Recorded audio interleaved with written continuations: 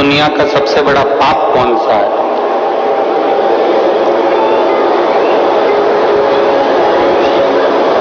शिव महापुराण की कथा कहती है कि दुनिया का सबसे बड़ा पाप कौन सा है? दुनिया का सबसे बड़ा पाप है अपने आप को कमजोर समझना। ये दुनिया का सबसे बड़ा पाप। आप यदि अपने आप को कमजोर समझ रहे हो कि मेरे से ये नहीं हो सकता, मैं नहीं कर सकता, मेरे बस का नहीं है, तो आप दुनिया के सबसे बड़ा पाप कर बैठे।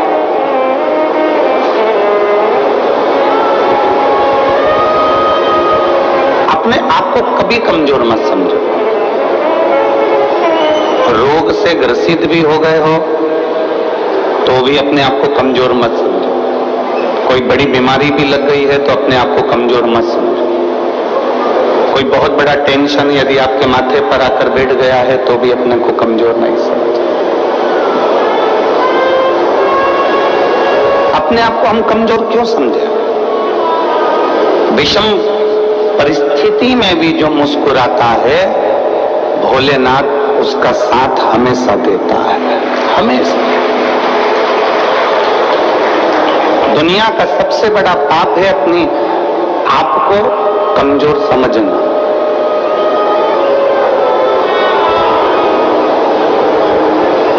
आप अपने आप को जिस दिन कमजोर समझना चालू कर लें तो समझ लेना कि आप पापी हो गए। हम अपने आप को कमजोर क्यों समझे?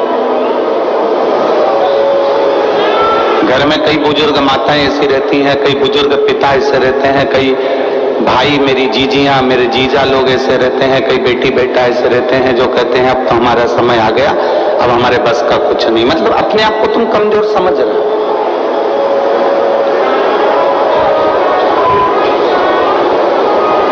हम पूरे भिलाई वासियों से एक बात पूछना चाहते हैं, जितने लोग कथा में बैठे हैं और जितने लोग आस्था चैनल पर कथा सुन रहे हैं, जितने लोग फेसबुक यूट्यूब पर कथा सुन रहे हैं, आपसे एक बात पूछें, आप उत्तर देंगे सभी लोग?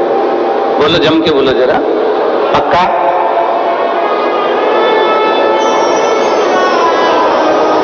घर में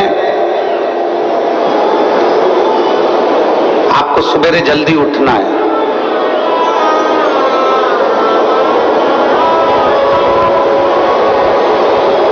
कहीं जाना है, कोई कार्य करना है, आपको जल्दी उठना है, तो आपने अलार्म लगाया। मान लो 4 बजे का लगाया या 5 बजे का लगाया या 3:30 बजे का लगाया। आप जितनी देर का, जितने समय का अलार्म लगाते हैं, जितने लोग यहाँ बैठे हुए हैं, दिल से बोलना कि तुमने 3:30 का अलार्म लगाया, तुमने 4 बजे का अलार्म लगाया, पर सत्य बताओ, अलार्म तो बाद में बजता है, पहले आपकी नींद खुल जाती है। बोलो, सही है कि गलत है? जैसे आपने सोचा कि मुझे 4 बजे का अलार्म लगाया है, मैंने 4 बजे का घड़ी लगाई है, 4 बजे का क्लॉक वॉच लगाया है कि बस इतनी बजे वो 4 बजे बजेगा, टुक टुक टुक टुक टुक टुक टुक टुक टुक टुक टुक टुक बजता रहेगा। कितनी बजे बजेगा वो? बोलो बोलो जम के, 4 बजे बजेगा। अब अलार्म तुमने 4 बजे का लगाया, उठ गए तुम 3:30 पे, नींद बार बार खुल रही है, घड़ी देख रही, 4 तो नहीं बज गई, फिर थोड़ी देर सो गई, फिर नींद खुली, 3:30 बज गई, फिर नींद खुली, 3:45 हो गया, अभी 10 मिनट और सो लेती हूँ, फिर 4 बजे। अलार्म तो बाद में बजा है, उससे पहले तुम्हारी नींद खुल चुकी है। बोलो मेरी छत्तीसगढ़ की चीजें सही है कि गलत है? अब तुमने अलार्म भर लिया 4 बजे का, 4 बजे का, 4 बजे का, 4 बजे का, और उठ कितनी बजे रहे हो? 3:30, 3:45, 3:30, 3:45, अलार्म भरा 5 बजे का, उठ कितनी बजे रहे हो? तो वो उठने का समय तुम्हारा जल्दी हो गया।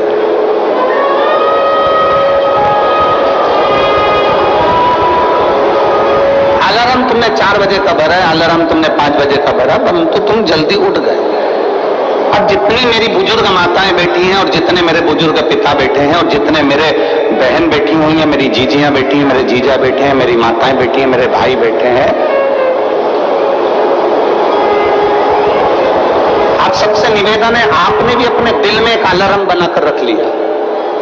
कौन सा अलार्म?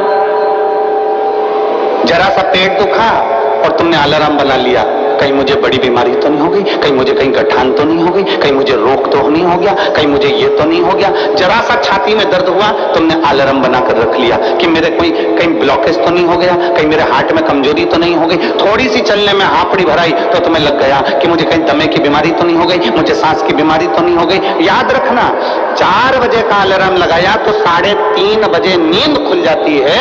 उसी तरह तुम जो दिन भर सोचते हो कि मेरे साथ ये तो नहीं हो गया, वो तो नहीं हो गया, वो तो नहीं हो गया, वो तो नहीं हो गया, तो वो चीज तुम्हारे सामने हो ही जाती है। इसलिए शास्त्र कहता है कि दुनिया का सबसे बड़ा पाप है अपने आप को कमजोर समझना। कभी कमजोर मत समझो, हमेशा अपने आप को बलवान समझो।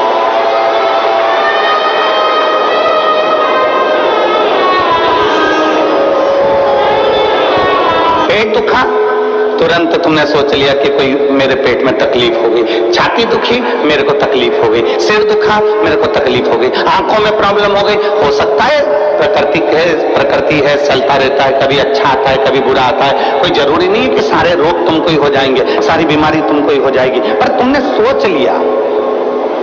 जांच कराने जा रही हो ना, तो सबसे पहले सोच के जा रही हो, मुझे ऐसा लग रहा है कि कहीं बड़ी बीमारी के चांस ना हो जाए। मतलब तुमने वो घड़ी भर ली है, तुमने वो अलार्म भर लिया।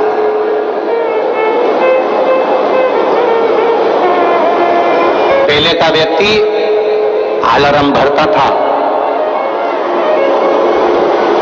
पहले का व्यक्ति अलार्म भरता था 100 साल का। 100 साल तक जिंदा रहूंगा, 100 साल का अलार्म भरकर बैठता था कि मैं 100 साल तक जीऊंगा। खूब खाता पीता मौज करता, जाता खेत में काम करता, अपनी फसल लगाता, अपने काम में लगा रहता, अपना गाय बैल भैंस जो भी ये पालना पालता। उसने अलार्म लगाया कि मैं 100 साल तक जीऊंगा, तो कम से कम वो 95 साल तक, 90 साल तक, 98 साल तक, 97 साल तक जीवित रहता था। आज का व्यक्ति 60 साल में अंदाजा लगा लेता है कि अब तो मेरे शरीर से नहीं बन रहा, अब तो मेरे को जाना है, तो मालूम पड़े 55 में ही अटैक आता है और निपट जाता है। तुमने अलार्म लगा लिया।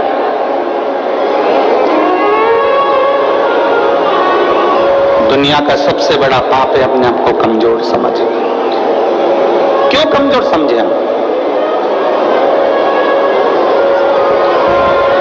आप अपने आप को इतना प्रबल समझिए, आप अपने आप को इतना बोल्ड समझिए कि आपको लगे अगर छोटी मोटी बीमारी आ भी गई तो मैं निपट लूंगी, मैं निपट लूंगा।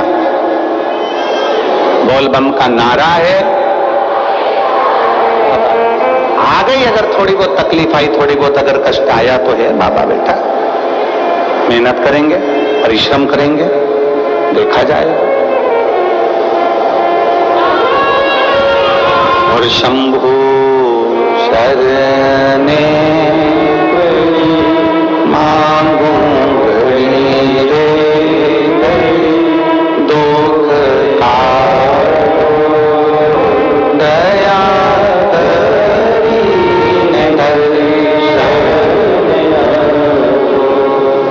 शंभु शरणे मांगू घड़ी रे दुख काटो दया दीन दर्शन। आप कमजोर क्यों समझे? आप हिम्मत क्यों हारे? कई माताएं कह देती है हमने 1 बार पशुपतिनाथ का व्रत करा, हमने 2 बार पशुपतिनाथ का व्रत करा, हमने 3 बार पशुपतिनाथ का व्रत करा और हमने, हमारी मामा नहीं सुन रहा। आपने हिम्मत हार ली,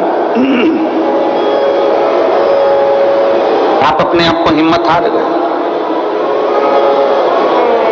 एक पत्र है,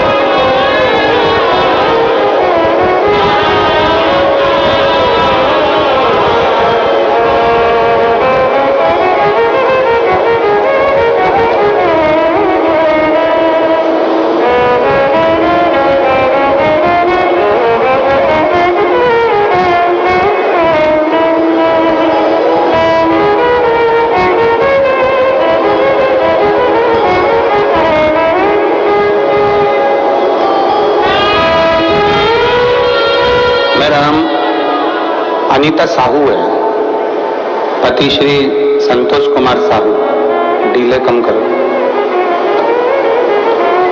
रामनगर भिलाई की निवासी। कहीं बैठी हो तो हाथ हिला सकती हो।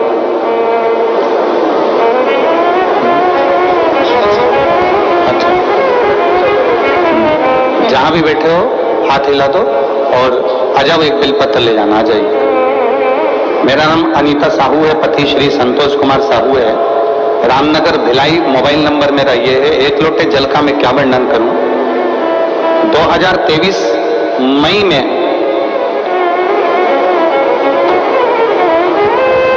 अचानक से स्वास्थ्य खराब हो गई।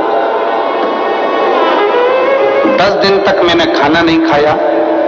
सेक्टर नंबर 2 हॉस्पिटल में भर्ती थी। सोनोग्राफी एमआरआई में पता चला कि लीवर में 9 mm का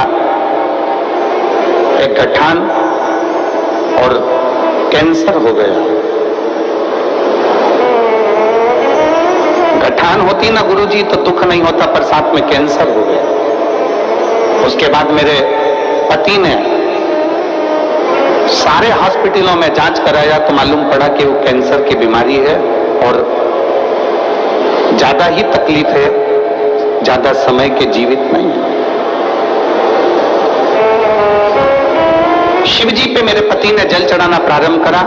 जल लाकर मुझे पिलाना चालू करा, बेलपत्र मुझे देना चालू करा। डॉक्टर का भी इलाज, जैसे आप कहते हो ना कि डॉक्टर शिव का रूप है, तो डॉक्टर का भी इलाज चलने दो, डॉक्टर का इलाज जरूर करो। हमने डॉक्टर का भी इलाज करा। डॉक्टर ने दवाइयां दे दी, पर डॉक्टर का कहना था कि इसका ऑपरेशन सफल हो ना हो वो पता नहीं है। अब करें तो करें क्या। डॉक्टर कहते हैं कि अब तो उस ईश्वर पर भरोसा। मेरे पति ने भी आपकी कथा पर भरोसा करा और मैंने भी आपकी कथा पर भरोसा करा। सीहोर गए, रुद्राक्ष लाए, उस रुद्राक्ष को तांबे के कलश में गलाते, उस पानी को शिव जी को चढ़ाकर पीना चालू करा। करते करते 1 महीना पूरा हो गया। 1 महीने के बाद जब हम डॉक्टर को दिखाने के लिए गए तो जो 9 mm की कैंसर की गांठ थी वो 5 mm की हो गई थी। गुरुदेव, जब 5 mm की गांठ हो गई तो डॉक्टर ने भी पूछा कि तुमको कौन सी दवाई लग रही है। हमने डॉक्टर से कहा हम बेलपत्र खा रहे हैं, रुद्राक्ष का जल पी रहे हैं। डॉक्टर ने दवाइयां फिर दी और फिर वापिस हमने वही जल को पीना प्रारंभ करा। जो डॉक्टर कह रहे थे कि तुम्हारा कैंसर बड़ा विचित्र है लीवर पर, तो जब विचार करा तब वापिस उसको पीना चालू करा और बाबा की कृपा से आज सारी दवाइयां बंद है, केवल बेलपत्री और रुद्राक्ष का जल पीती हूं और डॉक्टर ने सब दवाइयां बंद कर दी। मेरा शरीर ठीक है और मेरा कैंसर समाप्त है। मैं शिव को प्रणाम करती हूँ। लाइन अच्छी लिखी है आप और हम सब गुनगुनाते हैं। शंभु शरणे मांगू घड़ी दुख काटो दया दीन दर्शन।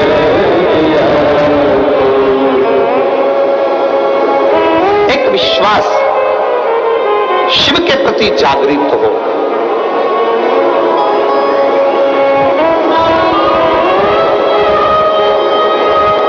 हम तो कहते हैं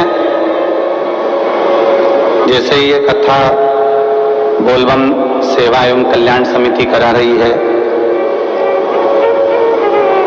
दया सिंह जी इस कथा को आयोजित किए हैं। अमलेश्वर में कथा हुई, साहू जी खंडेलवाल जी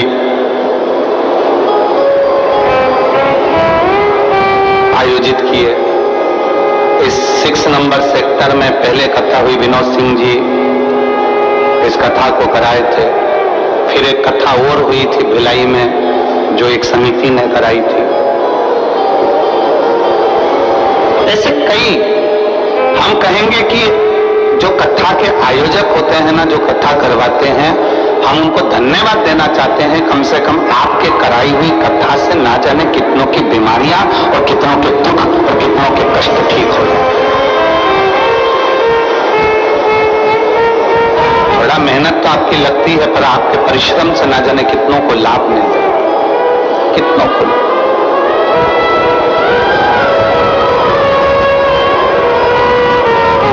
शिव तत्व की प्राप्ति है। शिव महापुराण की कथा,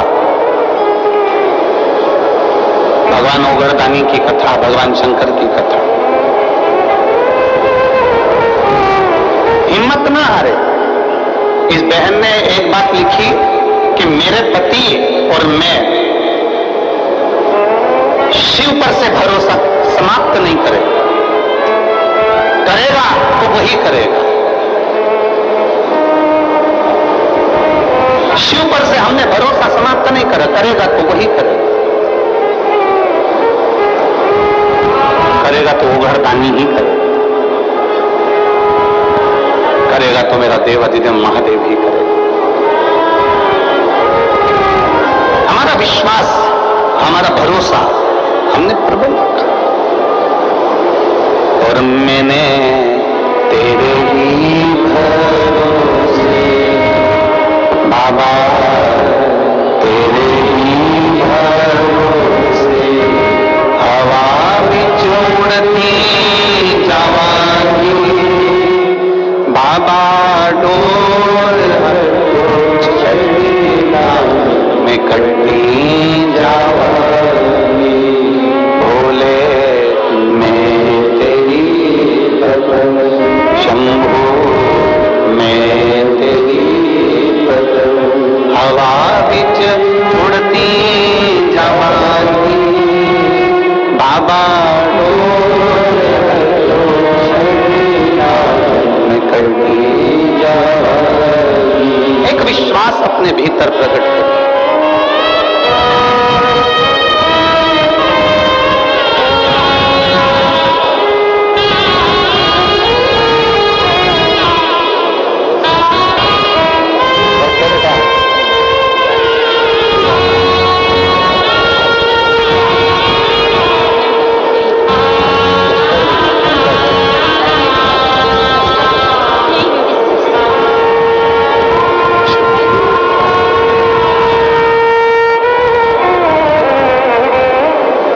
हॉस्पिटल में सिस्टर भी हैं, कह रही हैं कि बाबा ने मेरे को इतना अच्छा कर दिया कि अब मैं वापस हॉस्पिटल में काम करने लगी और मैं स्वस्थ हूं। यह शिव तत्व है। और फिलहाल तो कौन अतिथि आए उनका लिख के ला दीजिए। ये शिव तत्व है, ये ओघड़ी है, ये शंभु है, त्रिकालदर्शी है। हमारे भीतर एक विश्वास को हमें पैदा करना है, हमारे भीतर एक भरोसे को हमें दृढ़ी करना है, एक विश्वास को दृढ़ी करना है। फिर निवेदन है, दुनिया का सबसे बड़ा पाप है अपने आप को कमजोर समझना।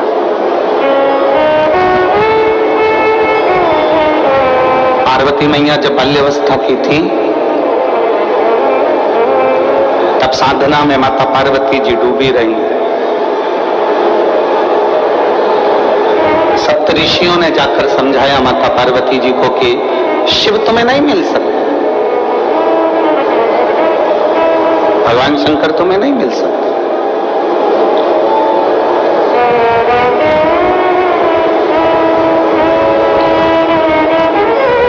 बहुत परीक्षा ली गई माता पार्वती जी की, बहुत।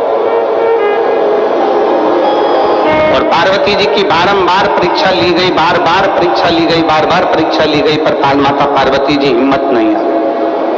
पार्वती जी खुद को कमजोर नहीं समझी। उनको मालूम था कि अगर मैं शंकर को जप रही हूं, मैं शिव को भज रही हूं, मैं भगवान शंकर का गुणगान कर रही हूं, मैं शिव तत्व को जान रही हूं, तो ये पार्वती जी के मन में एक भाव उत्पन्न हो गया था कि मुझे शिव मिलेंगे जरूर, मुझे ओगरदानी मिलेगा, मुझे मेरा महादेव मिलेगा।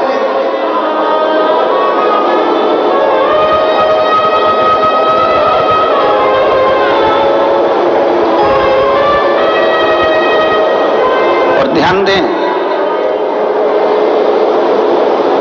शिव को पाने की ललकता आपके भीतर होना चाहिए।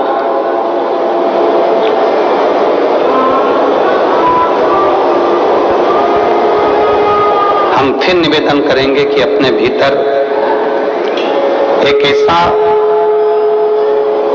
तत्व, अपने भीतर ऐसा समर्पण, अपने भीतर भगवान की अविरल भक्ति को अपने भीतर ऐसा समाहित कर लो कि एक ना एक दिन ऐसा आए कि मेरा शिव तुम्हारे सम्मुख में आकर खड़ा हो जाए और तुम्हारे को दर्शन देकर जाए। इतना अपने आप में बल उत्पन्न करो।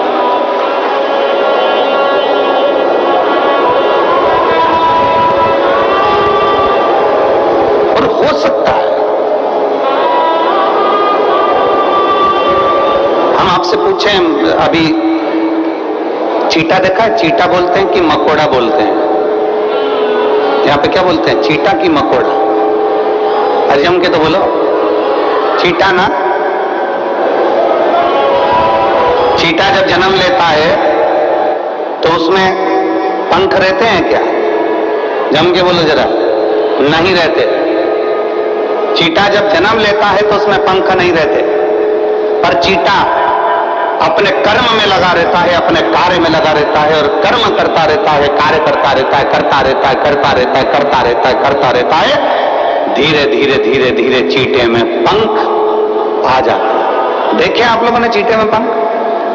चीटा जन्म लेता है जब उसमें पंख नहीं होते हैं, चीटे में पंख नहीं रहते हैं, पर चीटा अपना कर्म करता रहता है, कर्म करता रहता है, तो चीटे में पंख आ जाते हैं, चीटे में पंख उत्पन्न हो जाते हैं और वो चीटा भी उड़ने लगता है। जरा विचार करना, चीटा अपना कर्म करता रहता है तो एक दिन परमात्मा उसको भी पंख लगा देता है, और यदि आप अपने कर्म के प्रति जागरूक हो जाएंगे तो वो परमात्मा आपको भी पंख लगाकर आगे बढ़ा देगा, आपको अपनी मंजिल तक पहुंचा देगा।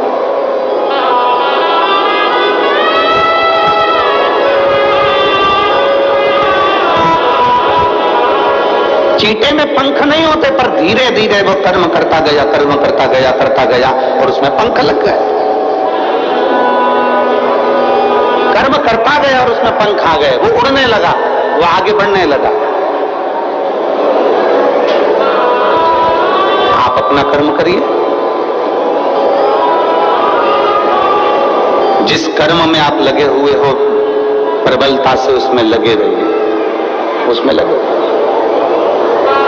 जिस कर्म को आप करना चाहते हो उसको कर्म को आप प्रबलता से करते रहिए। एक दिन मेरा परमात्मा भी आपको उड़ान देगा, एक दिन मेरा परमात्मा, मेरा भोलेनाथ भी आपको उन्नति की सीढ़ी पर चढ़ा देगा। आप कर्म के प्रति जागरूक तो रहो।